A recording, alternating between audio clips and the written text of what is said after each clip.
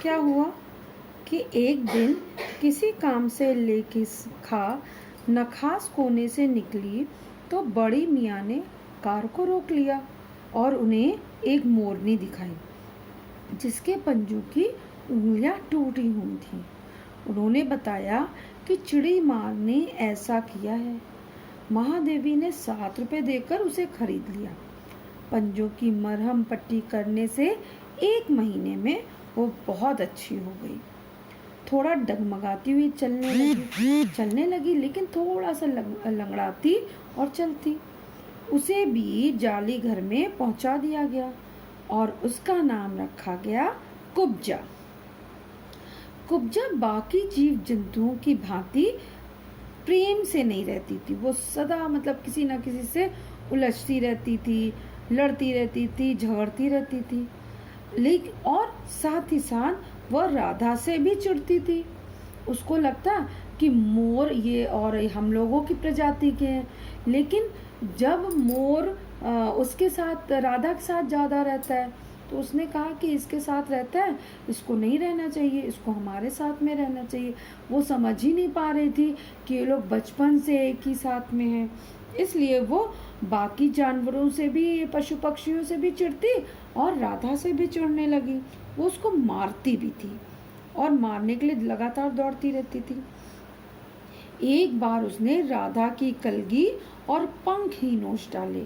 वो इतनी दुष्ट थी कि उसने दुष्टता की सारी हदें पार कर दी। उसने उसके पंख और कलगी को नोच डाला। अब क्या हुआ, और जब एक बार राधा ने अंडे दिए और वो अंडे को अपने पंखों से छिपाए बैठी थी, तब उसने ये काम किया और उसके अंडों को भी तोड़ दिया। अब जो भी नीलकंठ के पास आता उसको वह परेशान करती कुब्जा। और किसी भी व्यक्ति को, किसी भी जीव जंतु को मोर के पास, नीलकंठ के पास नहीं आने देती थी। राधा से अलग रहकर, सारे जीव जंतुओं से अलग रहकर नीलकंठ जो था वह अप्रसन्न रहने लगा। वो बिल्कुल भी खुश नहीं रहता, उदास रहते रहा। वह कई बार जाली घर से भाग भी गया। जब वो अपने दूसरे मित्रों के साथ में नहीं खेल पाता तो वह भाग गया और बाकी जो जीव जंतु थे वो कुब्जा के डर से उसके पास में नहीं जाते थे। एक बार तो वह उदास होकर आम की शाखाओं में भूखा प्यासा छिप गया। एक बार खिड़की के शेड पर छिपा रहा। अब नीलकंठ की चाल में थकावट और आंखों में शून्यता रहती। महादेवी सोचती रही कि समय रहते सब ठीक हो जाएगा। महादेवी ने ये सोचा, धीरे धीरे जो कुब्जा है सबके साथ में अच्छा व्यवहार करने लगेगी, सारे पशु पक्षियों के साथ में मिलकर के रहने लगेगी। परंतु ऐसा नहीं हुआ। एक दिन सुबह सुबह देखा नीलकंठ पूंछ और पंख फैलाए धरती पर बैठा था। लेखिका के पुकारने पर भी वह बिल्कुल भी नहीं हिला डुला। तब उसको समझ में आ गया, लेखिका को, कि यह जो नीलकंठ था ये मर चुका, इसका देहांत हो गया। महादेवी ने तुरंत उसे अपने शॉल में लपेट लिया और गंगा में जाकर उसको प्रवाहित किया, उसका अंतिम संस्कार किया।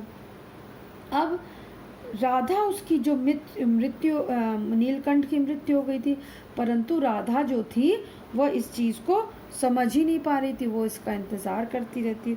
उसे लगता नीलकंठ आएगा, ठीक है। वो अपने आप में अकेली होती हुई भी दुकेली रहती थी, क्योंकि उसे हर पल नीलकंठ के अपने साथ होने का एहसास होता था। और उधर क्या हुआ, कुब्जा भी जो थी वो नीलकंठ को ढूंढती रहती। जो जालीदार दरवाज़ा खुलता वो इधर उधर जाती और ढूंढने लगती कि नीलकंठ कहाँ है। उसके जो साथी थे, जो साथी पशु पक्षी थे, वो भी नीलकंठ को ढूंढते कि नीलकंठ कहाँ चला गया।